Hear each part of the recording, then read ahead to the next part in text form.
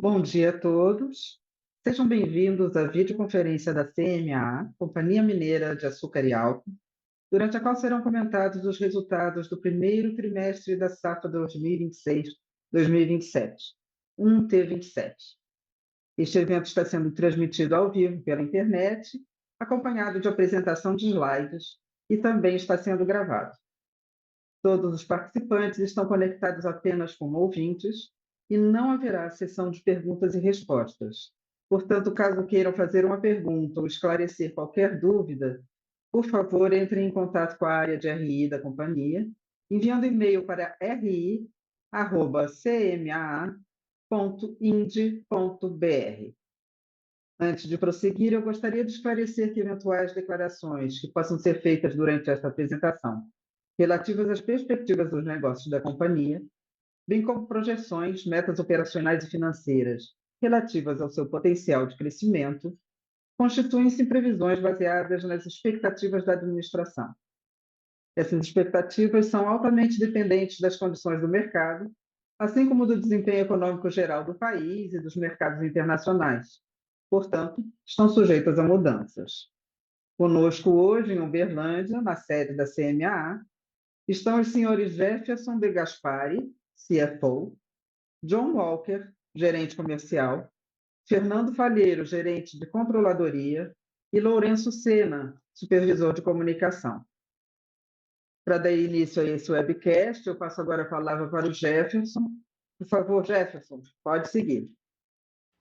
Olá, muito bom dia a todos. Estamos aqui mais uma vez diante dos nossos colegas, diante das pessoas que nos acompanham para apresentarmos os resultados do primeiro trimestre da safra 26-27. Estamos aqui diretamente da sede administrativa do Grupo CMA, na cidade de Uberlândia, onde costumeiramente recebemos os nossos convidados com o pão de queijo, a broa, que são tradicionais tanto de Minas Gerais quanto da nossa empresa, e também com o suco de laranja da nossa sócia JF Citrus, também empresa do grupo. Mais uma vez, meu bom dia, meu boas-vindas a todos e aproveitando para dar as boas-vindas também aos meus colegas aqui da mesa. John, bom dia, como vai? Bom dia, Lorenzo, Jefferson, Fernando e todos que nos assistem aqui. John aqui representando o time comercial. Bom dia, Lourenço, tudo bem? Representando o time de comunicação, ESG, responsabilidade social, sustentabilidade. Bom dia. Bom dia, Jefferson. Bom dia a todos. É um prazer estar com vocês aqui hoje. E Fernando, nosso controller, o braço direito aqui no time administrativo financeiro. Bom dia, Fernando, tudo bem? Bom dia, Jefferson. Bom dia a todos. É um prazer estar com vocês novamente para nós falarmos um pouquinho desse trimestre. Muito bem. Vamos começar aqui falando dos destaques desse primeiro trimestre da safra, né? Nós estamos numa safra que iniciou-se com uma característica alcooleira, vindo da entre-safra passada, o mercado de açúcar já bastante baixo no início dessa safra, trouxe aí um momento mais desafiador. Do ponto de vista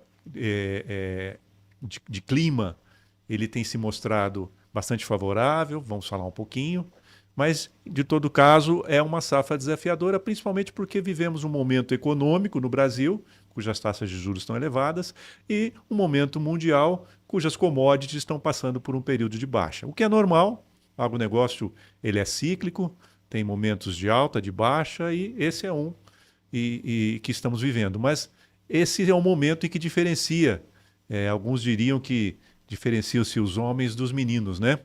Mas, na verdade, ele permite mostrar e diferenciar as empresas, aquelas que realmente têm uma política de gerenciamento de risco, uma previsibilidade, uma transparência, daquelas que ainda estão desenvolvendo esse tipo de iniciativa dentro dos seus ambientes.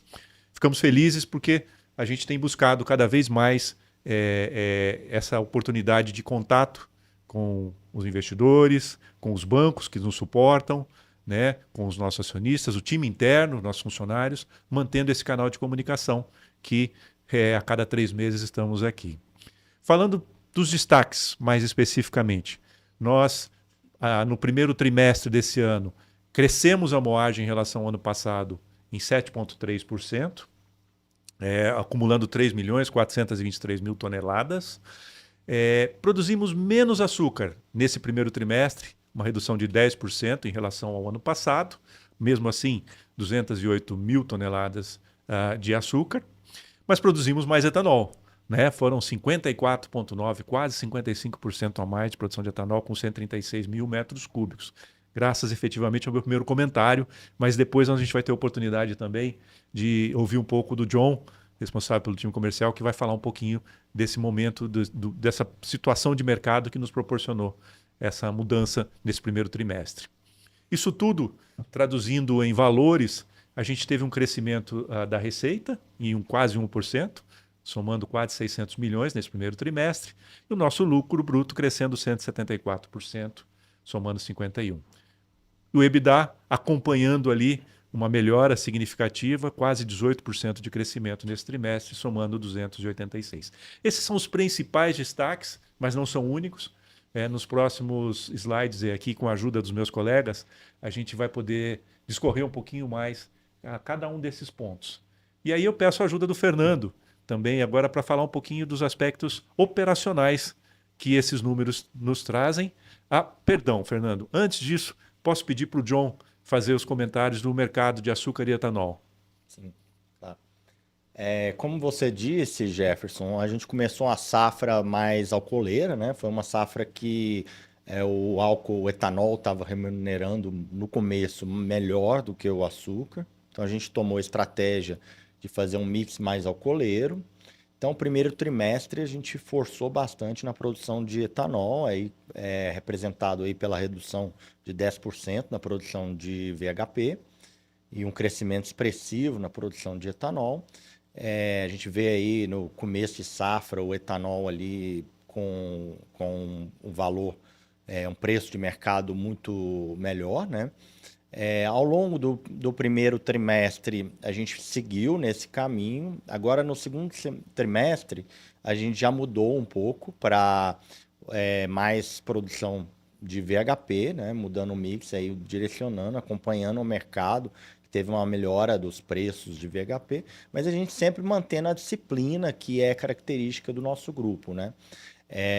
Vendendo aquilo que remunera melhor o acionista, e também focando em fazer como o etanol ele tem uma característica de na entre-safra remunerar melhor, a gente então vem fazendo uma estratégia de fazer um pouco de carrego, né? Carregando um pouco do etanol. Então a gente vai ver ao longo do ano, a gente vai poder acompanhar que o açúcar, quando a gente produz, a estratégia geralmente é de vender logo de cara tudo aquilo que você produz. Já o etanol ele é vendido mais ao longo da safra, então a gente vai acompanhar um estoque de etanol para ser vendido mais para frente, começar a vender agora e ser vendido ao longo da entre-safra. Ô John, e como é que você está vendo o mercado após essa mudança do aumento do mix da mistura de etanol na gasolina? Então, o mercado de anidro, a gente percebe que ele está bastante demandado e a gente começa a perceber também o aumento do consumo no Centro-Sul. A gente consegue ver aqui no slide, progressivamente, ali em março e abril estava em 2,7 bi de consumo e ele cresce para 2,9, depois em seguida em junho vai para 3 e agora a gente já tem os números até de julho com mais um incremento em relação ao ano passado. Então, assim, vem sendo aumentado o consumo e a expectativa para agosto também é bastante positiva. Então, isso vem de encontro com a nossa estratégia de carregar para obter preços melhores quando o consumo retoma, né? Parece pouco, né? 2,7 para 3, mas são 10%, né, de crescimento em 2 meses, né? No consumo de E com etanol. uma direção de maior crescimento, né? Uma perspectiva futura Sim. positiva. Muito bom. E o mercado de açúcar, John? O mercado de açúcar começou a safra ainda fraco, né? Ele com uma sobreoferta, bastante oferta, e Progressivamente, nos últimos 60 dias, a gente começou a ver uma reação, né? Tiveram notícias da Índia abrindo para importação de açúcar, e com isso teve uma reação forte no mercado. A gente já vinha bem fixado, né, do ano passado, dos anos anteriores. O nosso açúcar já vinha fixado acima de R$ 2.000 a tonelada, chegando a 2.200. E a gente teve a oportunidade, com essa reação agora recente do mercado, de precificar mais desse açúcar dessa safra e também avançar nas precificações da próxima safra. Isso mostra que a política de hedge da companhia tem sido muito efetiva nesse momento. Sim, a gente tem uma política bastante disciplinada de garantir margem, de proteger o caixa da empresa, né? Então, essa é a estratégia que a gente vem adotando. Eu sei que nós estamos, obviamente, aqui fazendo o reporte do primeiro trimestre, base junho, mas eu tenho observado, e para aqueles que eventualmente não têm oportunidade de acompanhar no detalhe, se você puder discorrer um pouquinho do movimento da última semana da tela de outubro, né, que a gente vem percebendo uma significativa melhora. Sim, então é isso que eu estava falando, né, a respeito da Índia. A Índia, há 15 dias atrás, ela abriu para importação, porque o açúcar no mercado interno dela estava muito caro e elevando a inflação. Então, eles abriram para importação de açúcar do mercado externo, e isso sinalizou para o mercado externo que faltaria açúcar na Índia, apesar dela ser o maior consumidor do mundo e o segundo maior produtor.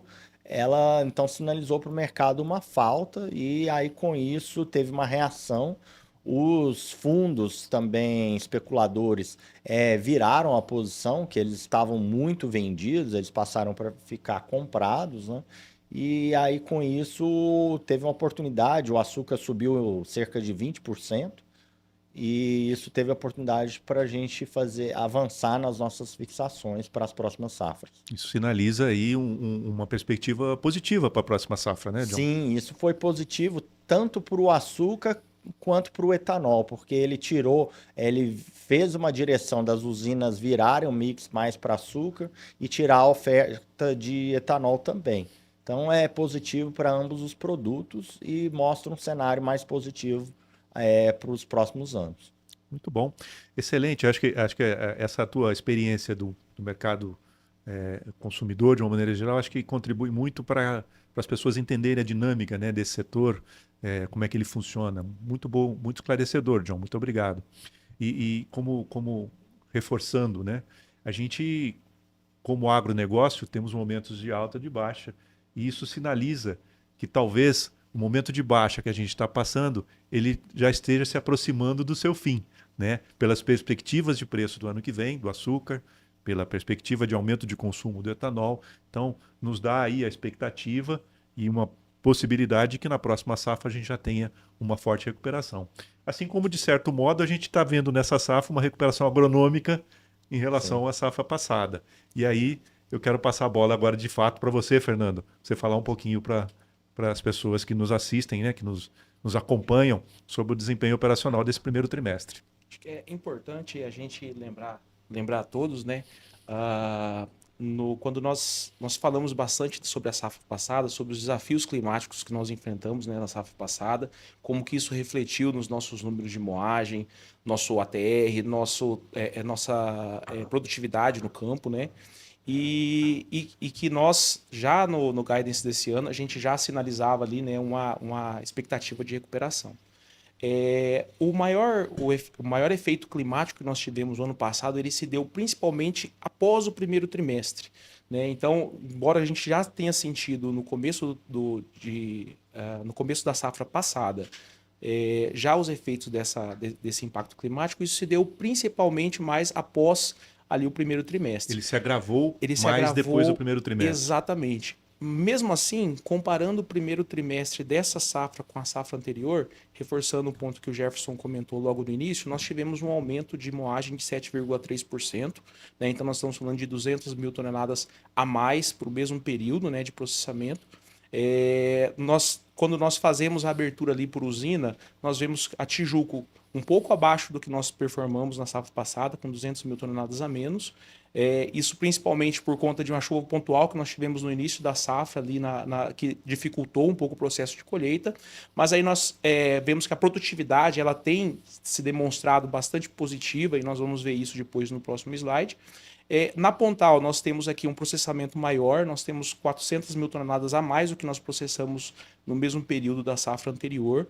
Aqui nós temos tanto o efeito de recuperação de produtividade, né, quanto também já os efeitos da moagem maior por conta dos investimentos que nós fizemos naquela planta, né, para aumento de produção nela. E na Canápolis nós temos um quadro bastante similar ali de moagem, nós temos o mesmo volume processado no primeiro trimestre. Basicamente nós estamos aí com um crescimento maior, principalmente na cana de origem própria, mantivemos a cana de fornecedor nos mesmos patamares. Fernando, é importante o que você colocou, e eu acho interessante até aproveitar essa oportunidade para esclarecer sobre a questão do El Niño, que muitas vezes a gente é questionado, né? Obviamente que há muito a acontecer, ninguém sabe exatamente o que, mas o que a gente tem visto, as perspectivas de que a nossa região possa ter um impacto menos severo do que outras. Mas, enfim, só o tempo dirá. Mas o que você trouxe exatamente da questão da Vale do Tijuco traz à luz essa situação. Eu não me recordo, as pessoas que são da região também não se recordam, de nós termos tido um volume de chuva relevante em junho, como nós tivemos nesse ano que impactou essa moagem. E qual é o efeito? Quer dizer, o efeito desse momento ele faz com que, eventualmente, a gente tenha uma produção maior de cana, o que é positivo. Por outro lado, quando chove, você não efetiva a colheita, então você acaba atrasando a moagem, a ponto de que pode ser que em algum momento você não consiga moer toda a cana. Então, acho que esse é o principal ponto, e acho que vale a pena compartilhar para quem quiser aprender um pouquinho, né? Esse é o principal aspecto. O El Niño ele pode trazer mais chuva para nós, o que aumentaria a produção de cana, e nós só temos que monitorar ali a capacidade de moagem e o tempo, né? Porque quando choveu, você para de colher para não estragar o canavial e aí você eventualmente atrasa a tua moagem, né? Atrasa, por sua vez, seu faturamento, sua entrega, sua receita, etc. Mas acho que esse é o principal ponto. Mas eu acredito que, no nosso caso específico, a gente pode ter fatores mais positivos do que propriamente negativos, pelo que a gente tem observado até aqui, né? Então você tem um atraso de moagem, mas você pode compensar lá na frente, né? Perfeito. Quando você não tem produto, não tem o que fazer. Exatamente. Né? É o que nós temos observado, né, Jefferson? Quando nós vamos monitorando nossos números de expectativa de moagem para os próximos meses, a gente tem visto nessa recuperação e o quanto essa chuva tem sido benéfica para efeitos já nessa safra mesmo, né? Para o final dessa safra. Quando nós falamos a respeito da qualidade dessa cana, nós também temos um resultado positivo. Aqui mais do que nunca fica evidenciado, né? Esse ponto que você compartilhou. Então nós estamos aqui, olhando para a CMA, nós estamos com 5,3% de maior ATR comparado ao primeiro trimestre da safra passada. Né? Isso significa que nós estamos trazendo mais açúcar do campo, né, para dentro da usina e, consequentemente, nós temos como resultante disso maior produção. Né? Quando nós olhamos aqui pelo recorte das usinas, a Tijuco está com 131,8 quilos de ATR por tonelada de cana contra 123 na safra anterior, a Pontal com 124,4 contra 119 e a Canápolis com 124,8 também contra 119. Então, nas três unidades nós temos visto esse retorno, principalmente na Tijuco aí, demonstrando a qualidade, né, dessa cana que nós temos colhido nesse primeiro trimestre. E na parte do TCH, que é a quantidade de toneladas que eu colho de cana por hectare, a gente vê que a nossa produtividade aumentou de 77,3 para 86 toneladas por hectare, né? E nas três unidades nós conseguimos notar aí essa melhora, principalmente na Canápolis. A Canápolis foi uma das nossas unidades mais afetadas naquele primeiro trimestre do ano passado, e nós vemos a recuperação aqui bastante forte, bastante positiva aí do canavial. Os números estão de acordo e até um pouco superiores ao que nós esperávamos para o período. Convertendo esse volume de cana processado, né, em produto, nós temos aqui, como mencionado, 10% a menos de produção de açúcar, mais 54,8% a mais de produção de etanol, né? Isso expressa tanto uma mudança de mix, como foi comentado no início, por conta da questão do cenário de preços do início de safra, né, e a priorização pelo etanol nesse início de safra, mas nós também vemos aqui uma consequência desse maior volume, né, de moagem, que consequentemente, e maior ATR, que consequentemente resulta no maior volume de produção. Né? Então nós estamos aqui na parte do açúcar com 208 mil toneladas contra 232, o etanol 136 mil metros cúbicos contra 88 da safra anterior, e na parte da energia elétrica exportada, 136 mil megawatts-hora contra 115, também reflexo aí do maior volume de cana. Números bastante positivos aqui, tanto de produtividade, né, resultando em produto final. Exato. E aí um recorte do nosso mix no período, né? Na safra passada nós estávamos totalmente focados na produção de açúcar, né, explorando o máximo da capacidade do nosso parque industrial para a produção de açúcar, e nós tivemos um mix de 64% nesse primeiro trimestre do ano passado, e nesse primeiro trimestre da safra atual nós estamos ali com 51% de açúcar contra 49% de etanol. Como vocês bem mencionaram, a gente vem ajustando isso ao longo da safra, né? Esse começo de safra foi mais voltado ao etanol. A partir do momento que o açúcar remunera mais, nós temos a flexibilidade de focar a produção mais voltada ao açúcar, e nós vamos fazendo esses ajustes e essa programação, né, ao longo da safra. Isso é um exercício diário aí, né? De maximizar um ou outro, né? Casado, aspecto comercial, condições de mercado, produção. Então, um exercício que integra toda a companhia aí nos melhores esforços e no melhor resultado possível, né? Acho que isso é legal também a gente reforçar, Jefferson, o quanto que é importante, né? O time da produção, o time comercial, o time aqui de planejamento, nós estarmos muito alinhados quanto à estratégia da companhia e muito rápidos na comunicação interna para a gente poder alinharmos juntos a melhor estratégia e direcionarmos os esforços para termos os melhores resultados, né? E a gente vem observando essa sinergia interna assim e conseguindo converter isso em resultados nesse primeiro trimestre. Volto para você sobre os números, nossos resultados, né? O que essa produção resultou em números? Isso é importante. É isso aí que paga nossas contas, né?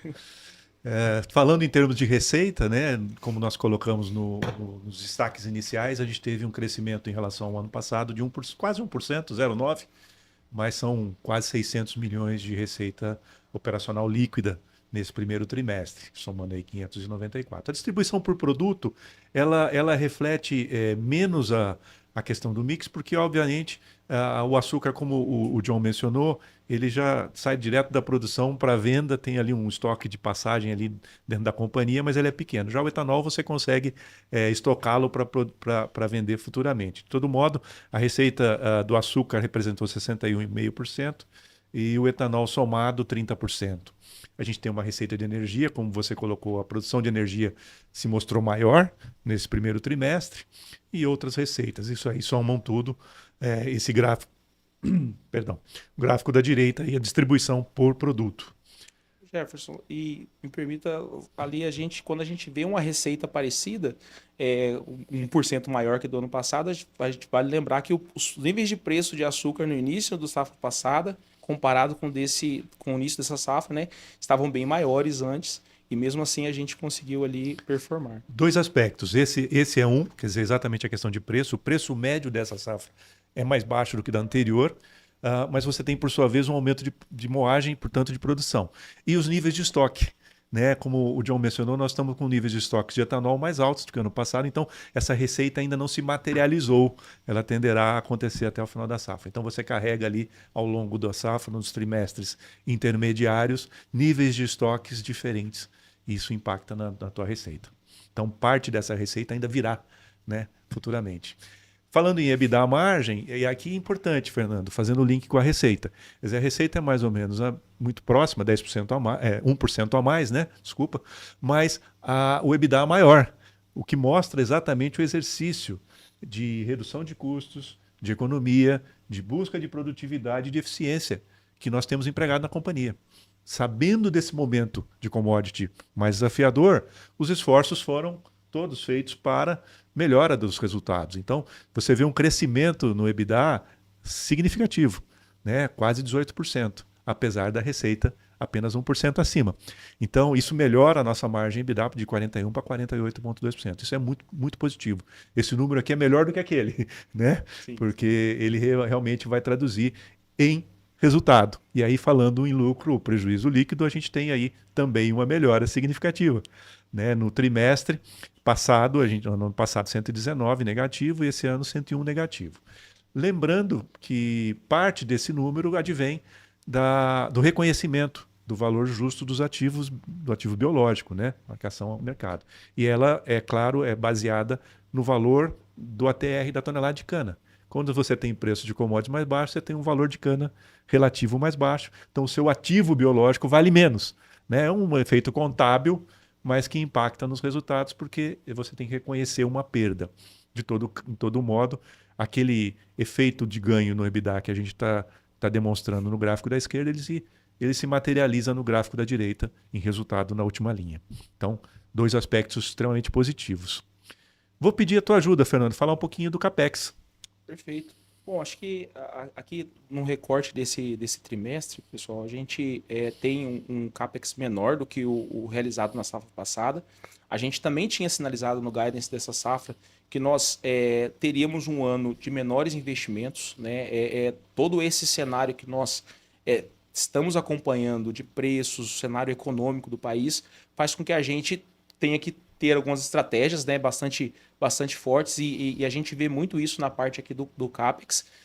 Nós estamos basicamente mantendo o nosso CAPEX de irrigação, que nós reforçamos já nas outras vezes o quanto isso tem nos retornado, né, principalmente na nossa unidade Vale do Pontal. A gente tem um programa forte, um projeto forte de irrigação ali e nós temos colhido, né, literalmente colhido os resultados, né, desses investimentos. Então nós mantivemos ali os investimentos de irrigação, 22 milhões nesse primeiro trimestre contra 28 na safra passada, e a partir da formação de canavial, bastante similar também, né, com o que nós tivemos na safra passada, tanto o plantio de expansão quanto o plantio de renovação, né, para que nós consigamos manter os nossos canaviais no nível de produtividade que remunerem, que tragam um retorno esperado para a companhia. Como você bem lembrou, né, nas nossas apresentações anteriores, nas oportunidades anteriores, a gente deixou muito claro esse esforço da companhia nesse momento, tanto de, como eu já mencionei, redução de custos, busca de eficiência, produtividade, mas também de retenção dos investimentos, daquilo que realmente é essencial para a continuidade dos negócios, que no nosso caso é a cana, né, o plantio de renovação, alguma coisa de expansão e a irrigação, o projeto de irrigação, que tem aqui um símbolozinho aqui para representado, dada a importância, né, da irrigação para o nosso projeto. A gente tem observado isso de forma muito forte na produtividade, principalmente da Vale do Pontal, onde a gente tem investido. Nós estamos até na nossa ilustração, né, reforçando a questão da irrigação. É bonito de ver. Exatamente. Mas ainda falando do aspecto financeiro, vamos para a dívida, né, o endividamento da companhia. Quem conhece esse setor, quem nos acompanha, sabe que é um setor de forte uso de capital intensivo, né? Eu digo que a gente enterra dinheiro, né? Porque a gente planta cana, aquilo vale, então eu estou enterrando dinheiro. Mas é uma brincadeira, porque no fundo, realmente o grande ativo da companhia, depois das pessoas, é o seu canavial, né? Eu digo isso porque o nosso fundador e presidente do conselho, seu Zé Francisco, ele fala isso, né? O grande ativo são as pessoas, né? Mas as pessoas junto com a cana é aquilo que está valendo dinheiro. E a gente, portanto, tem tido uma disciplina muito forte na companhia de manter a dívida no longo prazo. Por quê? Porque como eu invisto e o canavial tem uma vida longa, se eu tiver capital de curto prazo, eu descaso o meu fluxo de caixa e posso vir a ter problema. Então a companhia, eu invisto num canavial que vai durar 6, 7 anos, às vezes, no caso de irrigado, 10, 12 anos. Então precisamos de recursos de longo prazo para nos suportar. E aí o mercado de capitais tem sido um grande parceiro. Aqui eu reforço, aproveitando a nossa última emissão, agora em julho e agosto, fizemos 2 emissões no mercado de capitais. Fernando ajudou bastante nisso. O time comercial também foi fundamental, a área de comunicação, ou seja, um trabalho integrado da companhia. Nós fizemos uma emissão de debêntures incentivadas de 200 milhões e um CRA de 400 milhões, ambos indo de 5 a 10 anos de prazo. Então, graças aí, aproveitar a oportunidade para agradecer nessa emissão especificamente a parceria da XP e do Bradesco, que trabalharam juntos. Nas emissões anteriores, outras casas e outros bancos que nos suportam. Se eu for falar o nome de todo mundo aqui, eu corro o risco de esquecer de alguém, mas agradecer a todos os nossos parceiros aí que têm suportado esse crescimento da companhia, né? Esse momento todo. Então, a gente tem aqui 17% da nossa dívida vencendo no curto prazo, 82% no longo prazo. Mais adiante tem um gráfico ali de vencimento por ano que eu detalho. Mas isso tudo refletindo ali na relação dívida-EBITDA, estamos ali perto de 2, 2,1. Isso se deu basicamente por conta do resultado da safra passada, em que a gente cresceu, como se vocês tiverem a oportunidade de assistir nosso call anterior, vão entender. Nossa queda de margem no ano passado, ela ocasionou um aumento da dívida. Então, estamos ali, fechamos em 31 de março 2,4, 2 vezes EBITDA. Estamos perto disso, um pouco mais alto, 2,1, porque eu falei, a gente tem estoque de produto, tem receita para ser gerada ainda, mas a tendência até o final dessa safra é de queda nessa relação dívida-EBITDA. A dívida deve se permanecer levemente mais baixa, a geração de caixa desse ano ela é menos forte do que nos anos anteriores, em função desses fatores. Jefferson, isso significa então que em 30/6, esse cenário que nós temos de 82% de dívida no longo prazo, ainda não considerava as captações que você, os 600 milhões, né, que você mencionou agora há pouco do CRA e da debênture. Então esse número tende a ser melhor para o próximo trimestre ainda, né? Exatamente, Fernando. Esse número tende a ser melhor porque as emissões, essa emissão especificamente que a gente fez, não é para aumentar o endividamento da companhia. Pelo contrário, é para apenas fazer a manutenção da dívida no longo prazo. Então, esse recurso entra, nós fazemos a liquidação das dívidas de curto prazo e continuamos com o nível de endividamento sob controle mais alongado. Então, esse número ainda não está... Essas captações de julho e agosto não estão refletidas. A tendência é que no próximo trimestre esses números venham ainda melhores. Né? E olhando sob o ponto de vista de vencimento, o que também já não é mais a realidade, essa é a realidade em 30 de junho, a de hoje já é melhor. A gente tinha lá em 30 de junho 200 milhões em caixa e vencendo nos próximos 12 meses 490. Daí a importância de fazermos uma nova captação para mantermos alongamento, liquidarmos essa aqui e jogamos para frente para melhores momentos. Então aqui está o perfil da dívida base 30 de junho. Tá? Nossa dívida está bem distribuída entre indicadores, então a gente tem a maior parte dela em CDI, até porque nossas aplicações estão em CDI. Uma parte em IPCA, então dívidas de mais longo prazo, a debênture incentivada a IPCA, que está atrelada à receita de energia, que também é corrigida por IPCA. E a gente tem outras taxas, como taxa pré-fixada, alguma coisa assim, que compõem a nossa cesta de moedas aí no endividamento da companhia. E ainda, por último, na parte financeira aqui, os índices de liquidez. Então, a gente melhorou aí 1,3, né, para liquidez corrente.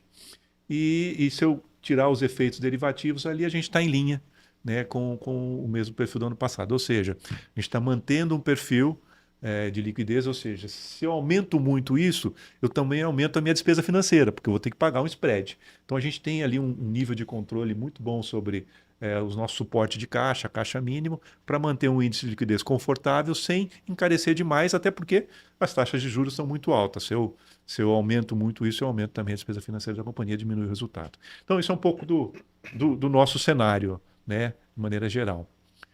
E aí, não menos importante, temos aqui o Lourenço, que vai falar um pouquinho para a gente sobre a questão de ESG. A gente sempre traz aqui na companhia, né, os números financeiros, os números de produção, o mercado de uma maneira geral, faz parte do nosso perfil, mas a gente sempre associa isso à responsabilidade social da companhia. Então, nós temos nossos acionistas, eles têm um valor muito grande, valorizam muito isso, as pessoas, as sociedades, as comunidades do entorno, o aspecto ambiental. Afinal de contas, nós vivemos no meio ambiente e para ele retornamos. Então, sempre trazemos juntos, além dos aspectos numéricos, financeiros, os aspectos sociais, ambientais. E aí, Lourenço, fica à vontade, compartilha com quem nos acompanham aí as nossas iniciativas, os trabalhos que têm sido feitos.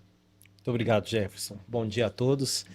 E é importante, né, a gente falar da responsabilidade socioambiental, que envolve aqui, né, a nossa política, né, de sustentabilidade, que a gente tanto trabalha e engaja, né, tanto internamente quanto externamente, né?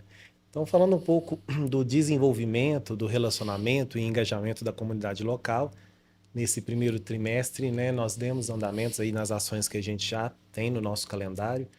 O programa Patrulheiro Mirim, né, que é em parceria com a Polícia Militar de Minas Gerais, né, é um programa que assessora jovens, né, e crianças de vulnerabilidade social. Esse programa ele é feito principalmente nas comunidades carentes, né, Lourenço? Exatamente, nos entornos, nas comunidades onde a gente tem atuação, né, aqui no Triângulo Mineiro. E agora a gente teve a formatura de 100 estudantes desse programa, que a CMA investe, acredita, né, e também auxilia essas crianças, onde a gente teve a formatura de 100 estudantes nesse programa. As hortas comunitárias, né, a gente deu continuidade a esse projeto que é muito legal.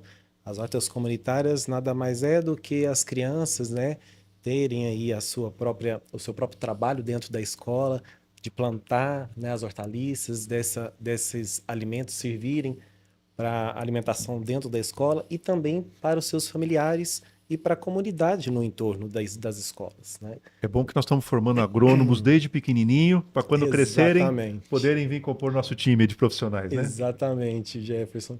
E também a gente teve agora em maio, né? A gente sempre engaja não só os nossos stakeholders externos, mas também internos, os nossos colaboradores. A gente fez a campanha do agasalho, né? Onde os colaboradores se empenharam e a gente conseguiu fazer uma campanha muito legal. A gente arrecadou muitos calçados, muitos agasalhos, muitos cobertores, né? E a gente pôde ajudar mais de 1.000 pessoas aí nessas cidades onde a gente atua. Você não trouxe aqui, mas eu lembro também da campanha do leite que a gente fez aqui, né? Tivemos também. de leite em pó, a gente teve uma campanha interna também. E o mais legal de ver tudo isso, né, Jefferson, é o engajamento dos colaboradores, né? Que todo mundo participa e o resultado é sempre muito positivo. Então, vocês podem ver aí que nesse primeiro trimestre nós tivemos mais de 5.000 vidas impactadas com essas ações aí de desenvolvimento, né, de engajamento com a comunidade local e esse relacionamento que a gente preza muito. 5.000 vidas é quase a cidade de Limeira do Oeste aí. Exatamente. E tá a nossa unidade Vale do Pontal, né? É um número expressivo, né? E um outro pilar que é importante também dentro, né, do nosso projeto de sustentabilidade é a segurança, né? A gente tem o projeto aí do programa de transformação cultural, que é o Zero Acidentes. Nós atingimos aí nos 3 primeiros meses 100% da meta do programa, né? Esse programa ele avança com 4 grupos agora que está em andamento, né? O nosso time de segurança vem fazendo esse trabalho incansavelmente e eu acho que isso está presente hoje no nosso DNA, né?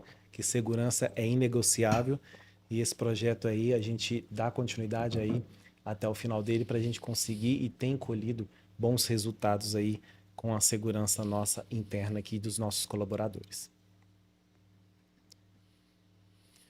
Também falando de tudo que a gente fala aqui, né, que a gente demonstra, né, os números, né, os trabalhos, as ações.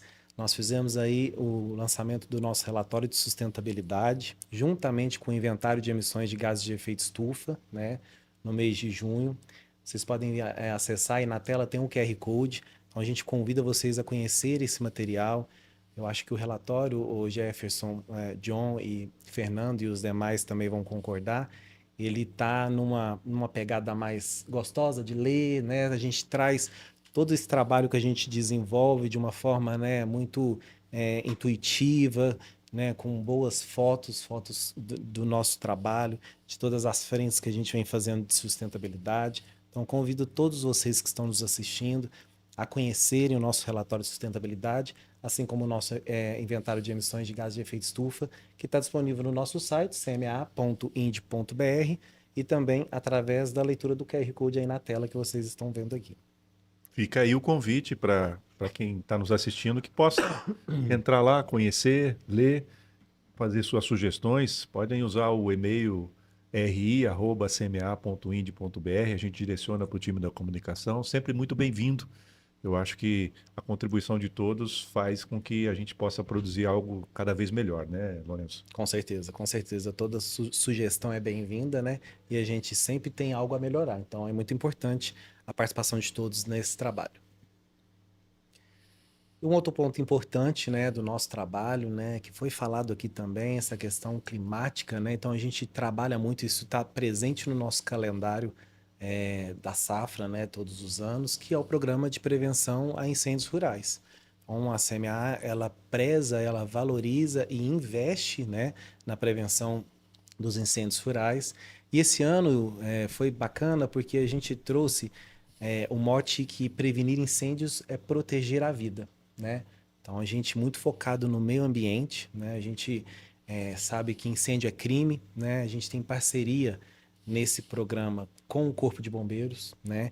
A gente desenvolve um trabalho com as comunidades locais, com os nossos colaboradores internamente, com capacitações, com treinamentos, né? Acreditamos que a prevenção de incêndios ela começa muito antes de qualquer ocorrência, né? Então, um mote que a gente vem trabalhando e a gente convida vocês também a assistir um vídeo da campanha, só fazer a leitura do QR Code que está na tela, que vai direcionar para esse vídeo e também conhecer a nossa campanha nas nossas redes. Eu assisti o vídeo e recomendo, quem estiver nos assistindo, marca aí no celular, já põe o QR Code, depois, terminando o qual vocês podem assistir. É muito bonito, vale muito a pena. E Lourenço, eu vou aproveitar e fazer 2 comentários aqui. Esse ano está um ano mais frio, um ano mais úmido, chuva em junho, etc. Sim. Então, eu costumo observar, quando a gente passa pelas estradas, você vê ela muito branquinha nessa época do ano, e esse ano não está tanto, ela está menos. E aí as pessoas acham que o risco de incêndio passou. Isso não é verdade. Ele continua, ele permanece.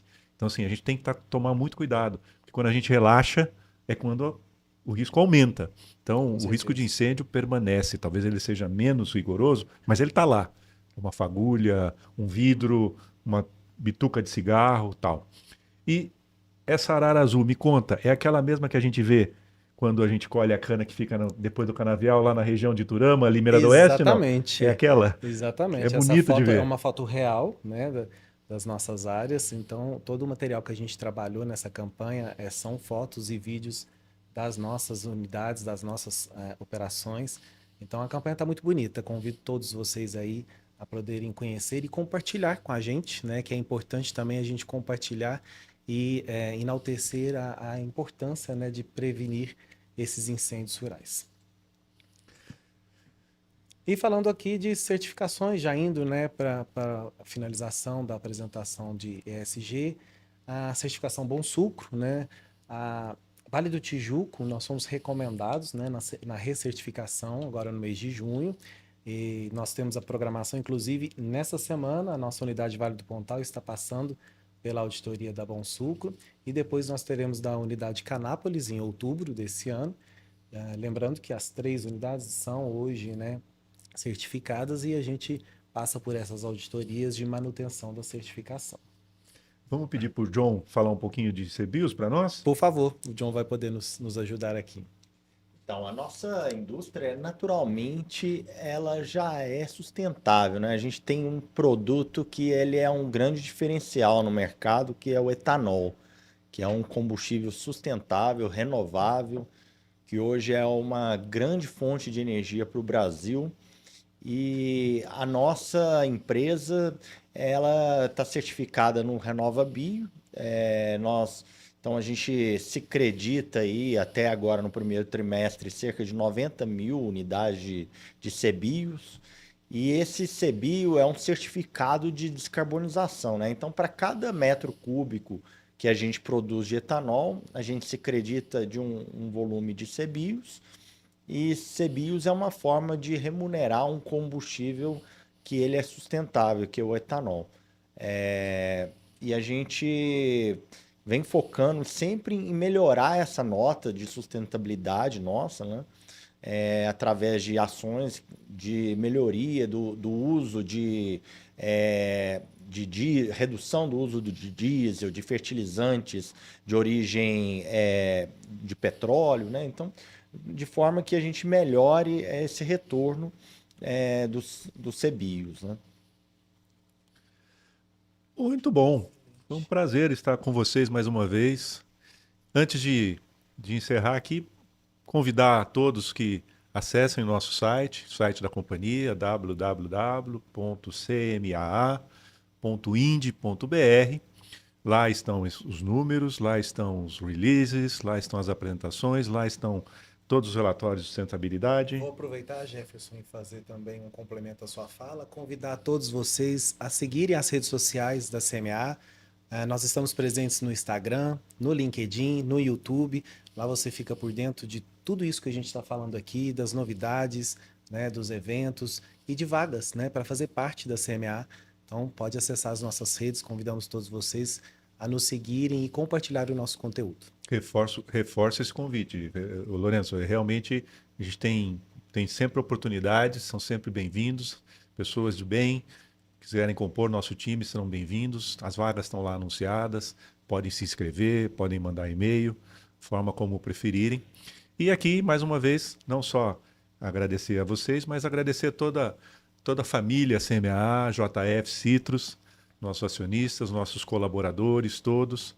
Destacar mais uma vez aí a última emissão que nós fizemos e destacar a performance dessa safra em que todos se uniram, estamos todas as áreas unidas, trabalhando forte para o melhor resultado para a companhia, para o melhor resultado para a comunidade. Mais uma vez, muito obrigado a todos e tenham todos um bom dia.